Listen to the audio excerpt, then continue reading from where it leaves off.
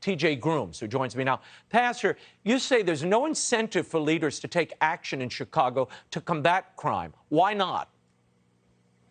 Because whenever you are in an area where economically things are disastrous, and you are in an area where there isn't as much political engagement as it should be, then it's going to cause people who have power within their grasp not to pay those areas attention. And so you would think that people who have the power would go to the areas where crime and violence happens often so that it can actually turn into a place like Highland where it doesn't happen as often. Yeah, well, they're not going anywhere near it. I mean, in your Chicago, your mayor, Lori Lightfoot, is off to London and Paris to promote Chicago as a tourist destination while your community continues to bleed and suffer.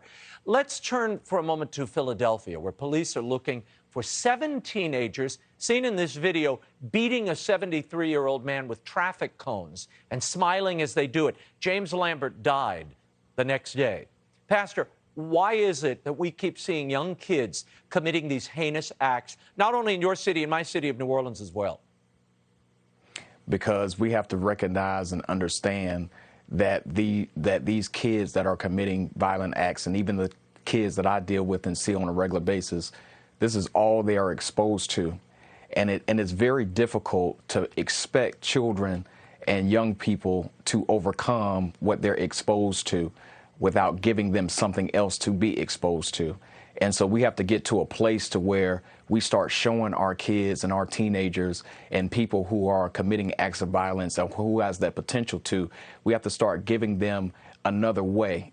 And that's why I love organizations like Project Hood, because they do that effectively. Yeah. Well, how do we break this? And it really is a cycle of murder, of loss, and you're losing a generation, particularly of young men in the inner city. How do we break that cycle, Pastor? Well, there's a couple of ways to break that cycle. One, we have to make sure that we have resources for people to have employment.